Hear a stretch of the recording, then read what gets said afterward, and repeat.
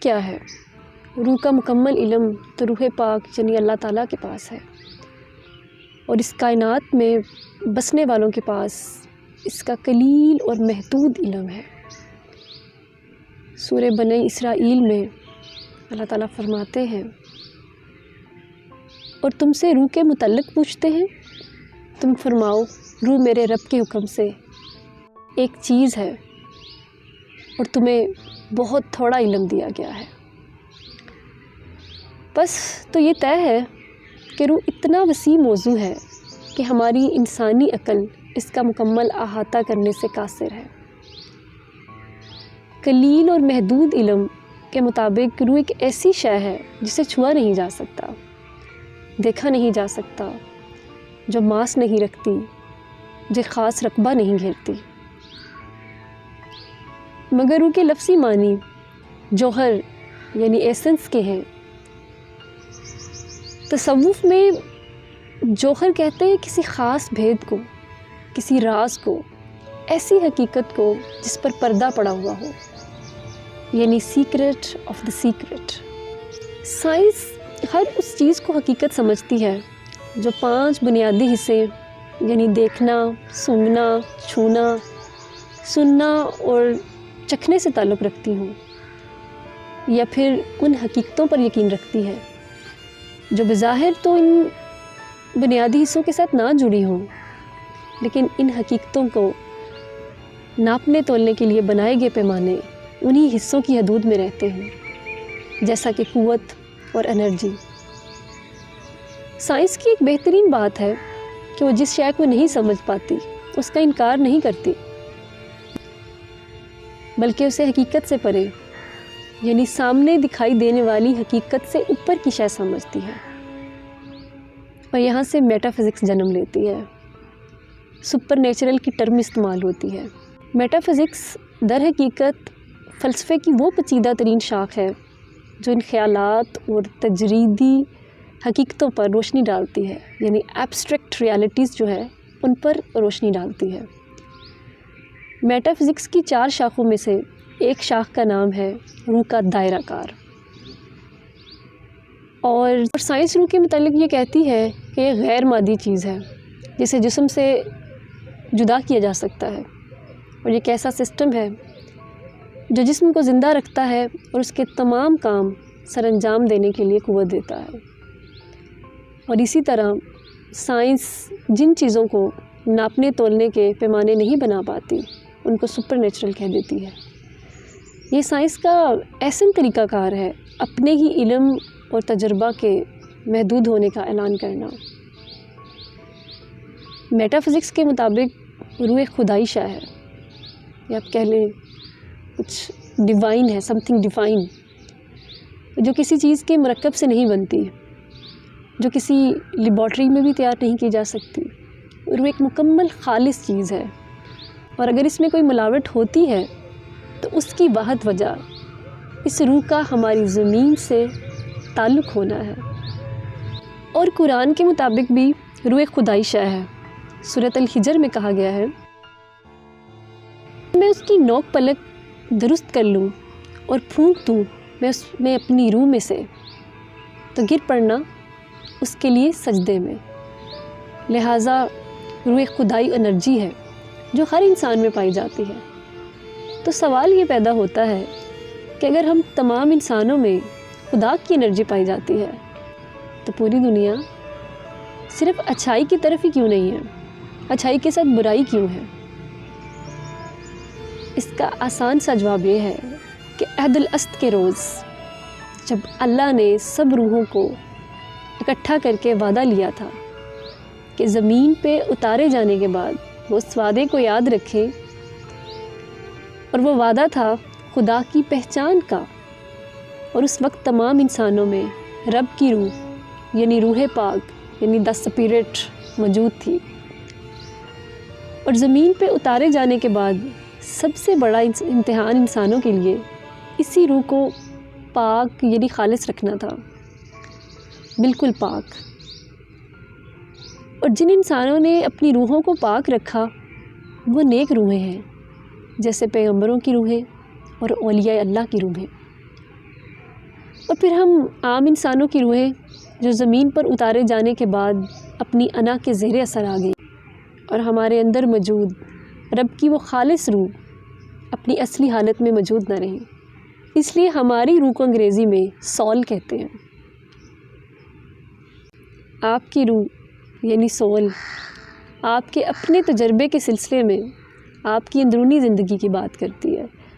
Spirit اور civil کا جو ہے نا وہ ڈیفرنس یہ جو ہے بتایا ہے میں نے کہ اسپرٹ وہ ہے جو کہ اللہ تعالیٰ کی ایک روح ہے ہمارے اندر، مطلب بالکل خالص، اور جب اس میں وہ ایک ملاوٹ ہو جاتی زمینی ملاوٹ تو وہ سول کہلاتی ہے، جیسے کہ ہم عام انسانوں کی روح ہے۔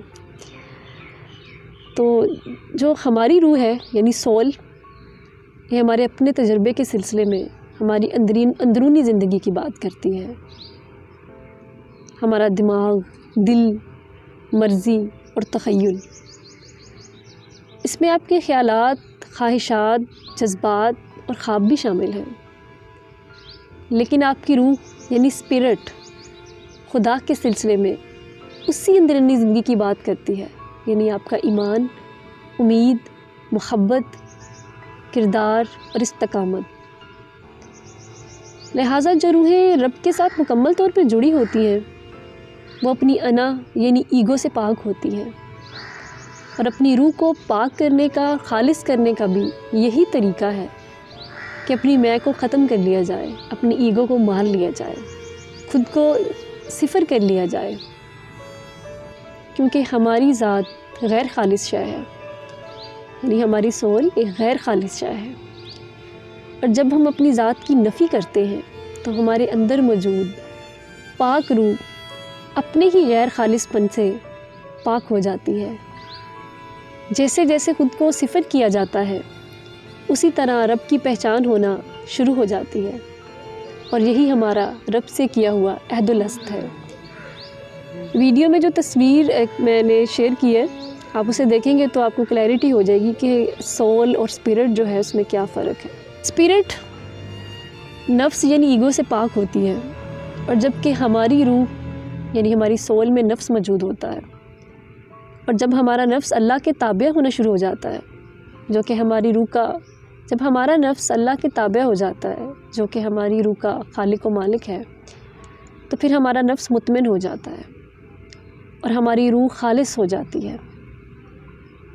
اس کا یہ مطلب ہرگز نہیں ہے کہ روح میں موجود ایگو کوئی شیطانی عمل ہے، بلکہ ایک فطری عمل ہے، اور یہی ہمارا امتحان ہے۔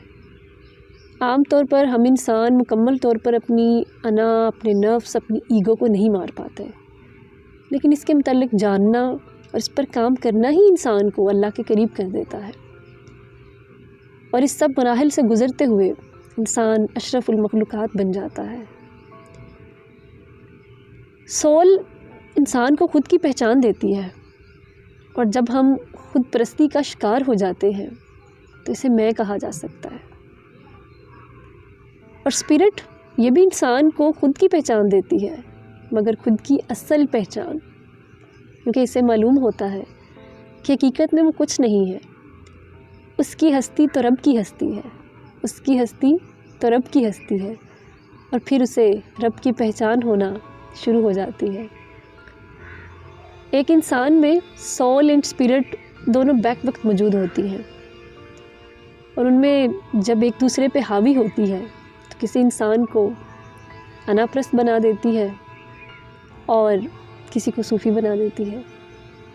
ان دونوں میں توازن رکھنا ہی انسان کا اصل امتحان ہے، اور اسی توازن کو برقرار رکھنے سے وہ اس دنیا میں قیام کر سکتا ہے۔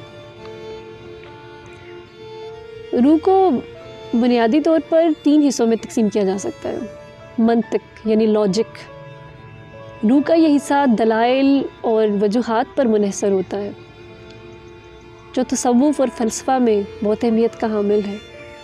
ہمیں لگتا ہے کہ شاید فلسفے میں یا تصوف میں لاجکس نہیں ہوتی، جبکہ تصوف اور فلسفہ بنا لاجک کے بات نہیں کرتا، اور سائنس بھی اپنے طریقہ کار میں منطق کو بہت اہمیت دیتی ہے۔ جذبہ، دوسرا حصہ اس کا ہے جذبہ یعنی پیشن، ایموشنز۔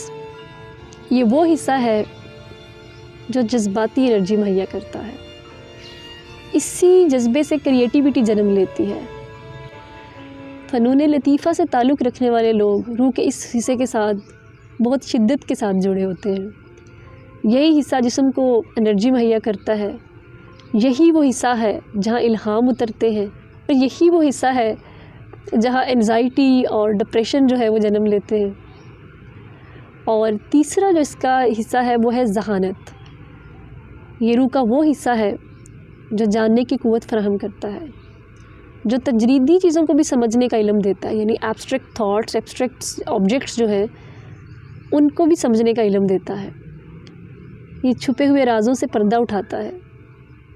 یہ وہ حصہ ہے جو فلسفی کو فلسفہ سکھاتا ہے، عاشق کو خدا سے ملاتا ہے، اور سائنسدان سے کوئی نیا قانون مرتب کرا دیتا ہے۔ اور اگر ہم نفسیات کی زبان میں دیکھیں تو یہ ایسے سمجھنے کی کوشش کریں تو یہی جو اسپرٹ ہے وہ ہمارا سب کانشیس، ہمارا لاشعور ہے۔ انفینٹ، انلیمیٹڈ، باؤنڈ لیس انٹیلیجنس ہوتی ہے اس میں۔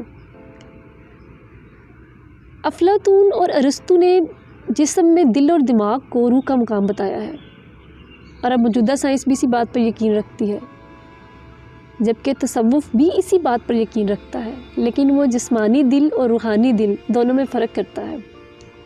جسمانی دل کا کام جسم کو خون کی سپلائی کرنا ہے، اور روحانی دل کا کام روح کو انرجی فراہم کرنا ہے۔ روحانی دل بھی روح کی طرح غیر مادی چیز ہے۔ خیر، یہ موضوع اتنا وسیع ہے کہ اسے مکمل طور پہ بیان کرنا ممکن ہی نہیں ہے۔